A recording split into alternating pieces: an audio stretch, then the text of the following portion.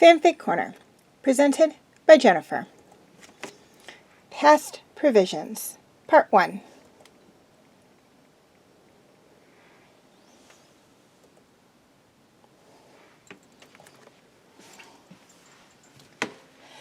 The Bad Batch was once again being chased by bounty hunters. As usual, they were after Omega. This time, there were several mercenaries after them. They were equally matched, one for each member of the batch. It was an unfair advantage, seeing that Omega did not have the same training as the rest of them. Hunter had decided that they needed to find a quick way out, so they had a chance at protecting Omega and the team getting them out of harm's way. The batch soon found themselves running through the crowded city, fleeing the bounty hunters and trying to get to their ship. With the distraction of the bounty hunters pursuing them, Hunter got distracted and made a wrong turn. They were at a dead end, and the only way out was through the wall of bounty hunters standing behind them. They all slowly turned around, Hunter pushing Omega behind him so she would be shielded by his body if anything happened. "There's nowhere left to run," one of the bounty hunters taunted. "Give us the girl." In response to the bounty hunter's comment, the batch drew their weapons in defense. "I don't think so," Hunter said, still hovering a hand over Omega. "I'll give you one more chance to hand over the girl." Hunter didn't know why the bounty hunter didn't get the hint that they were never going to give him Omega, even if they had to die for her. "You'll have to go through us first," Wrecker yelled. "Then I guess you will all just have to die then." The bounty hunters then drew their weapons at the ready. Right as they were about to engage each other, what looked to be another bounty hunter descended from the sky with their jetpack. Just what Hunter needed were another bounty hunter and more trouble. Now, from the looks of it, they were in even worse shape than usual. But Hunter noticed, rather than the armor that the others were wearing, he wasn't part of their crew, as they all had a matching marking somewhere on the clothes/bodies. The new bounty hunter had Mandalorian armor painted green with red accents and yellow-colored shoulders on the armor. It wasn't too scuffed up, suggesting that it was new, freshly painted, or he was just good at his job. The new bounty hunter landed, and the others turned their attention to him. "Fett," snarled one of the bounty hunters at the newcomer. "What are you doing here?" Hunter knew that name sounded familiar, like he had seen it somewhere, but he couldn't quite place it. Jabba wants his payment and time's out, Boba said, drawing his blaster and pointing it at the leader of the group. That voice, Hunter thought. Even though it was muffled by his helmet, it almost sounded exactly like a clone's. We will have it. We just need a little more time. The man was trying to get a response to reason with the other. When we're done with this bounty, one of the other bounty hunters pointed at the batch, we'll have the money. Boba looked at the Bad Batch. He saw what looked like modified clone armor on all of the men, and then the girl just had normal clothes. He thought they probably scavenged and pieced the armor together out of parts found out of old GAR ships, so he paired them with less attention.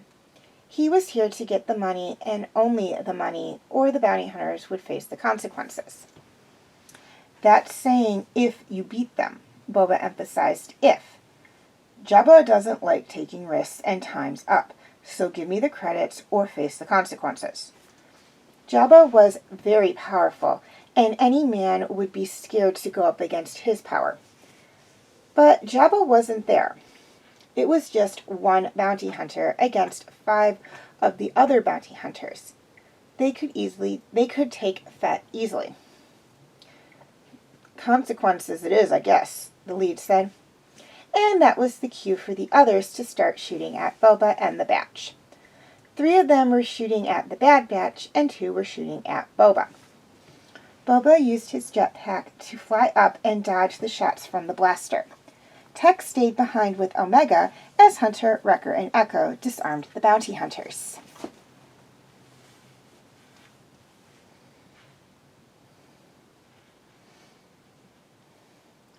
Boba and the Bad Batch were now pretty much brawling with the bounty hunters. Boba had knocked out one of the bounty hunters and was on to one of the last ones. The Bad Batch still had 2 to go, but they were managing. Boba was hand-to-hand with the leader of the bounty hunters, swinging back and forth as they landed blows on each other, trying to harm one another. Boba knocked the leader down and pinned him to the ground with his foot, ready to pull the trigger, but something caught his attention. Tech, take Omega and get the ship ready, Hunter said, finishing off the last bounty hunter they had left. Boba turned his head, dropping his guard and not paying any attention to the man under his foot. He heard his father's voice, but it sounded different than when he last heard it. He hasn't heard it in so long. The bounty hunter under him took it as his chance to get the upper hand. He twisted Boba's ankle, bringing him to the ground. The bounty hunter got up and kicked his helmet off, exposing his face. Hunter saw this and was shocked, to say the least, when he saw one of his brother's faces to be under the helmet of the mysterious bounty hunter. The bounty hunter proved to be stronger and faster than Boba had initially thought, because the next thing he knew, a flying fist came down on Boba's face, knocking him out. The bounty hunter stood over Boba and grabbed one of his blasters, pointing it at Fett laying on the ground. Before the bounty hunter could pull the trigger, Hunter was quick to stun him.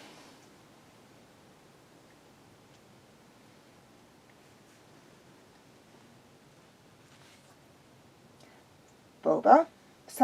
Someone asked from what sounded far away. Boba, are you okay? Boba slowly opened his eyes to see someone crouching over him with their hand outstretched and ready to pull him off the ground. He took it and was pulled back up on his feet. Someone was dusting him off now. They bent down to their knees to be eye level with him. As his eyes focused, he soon saw that it was his father. Boba.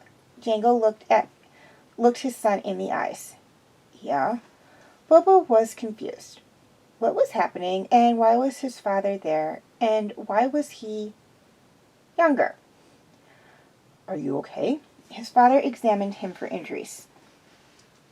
Yeah, what happened? Boba rubbed his head, feeling a bump that wasn't there before.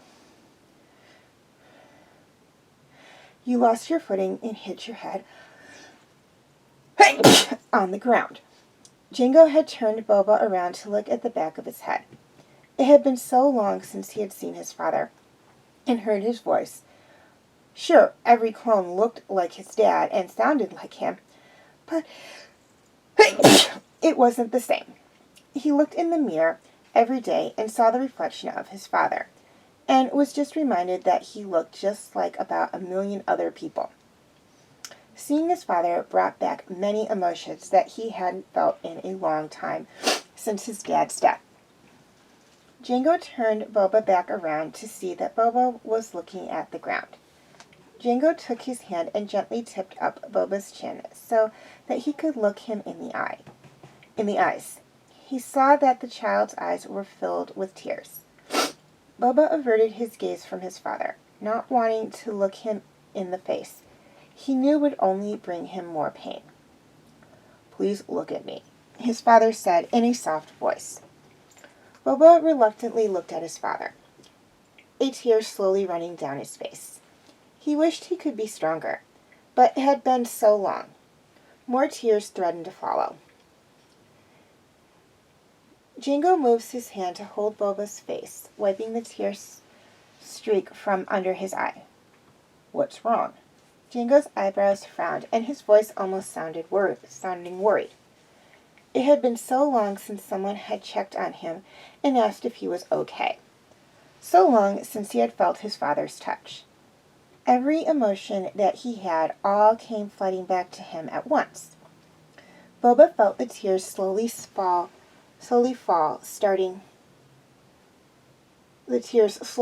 to fall. Boba practically fell into his father's arms, grasping at the back of Django's shirt as if his life depended on it. Django was surprised by the sudden movement of the young boy. He could feel the frantic boy's body as it was racked with sobs. Django placed his arms around his son and gently rubbed his back, making shushing noises, trying to calm him as best he could. Django picked Boba up, deciding that it was time to get back inside and call it a day. Boba had settled down. His face was resting on his father's chest, and his arms were loosely hanging down from his sides. His eyes were red and puffy, and his face felt numb. He could feel his father's chin rest on top of his head. Boba was slowly drifting in and out of sleep. Django softly placed Boba down on his bed, one hand behind his neck and the other under the boy's knees. Boba felt as he was slowly engulfed by the mattress and was soon covered up in the warmth of his father placing a blanket over him. Django pulled the blanket up to Boba's chin and placed a kiss on his forehead. Get some rest now. Django moved his hand over his son's hair. As he was about to walk away, he turned back around.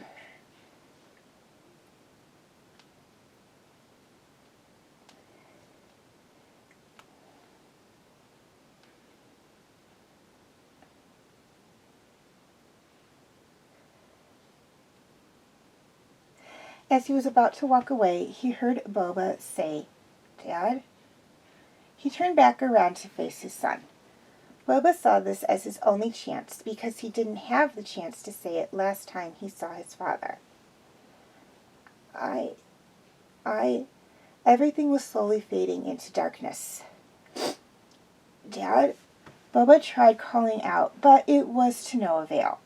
He didn't want to leave his dad without telling him that he loved him for the last time. Dad? Everything went black.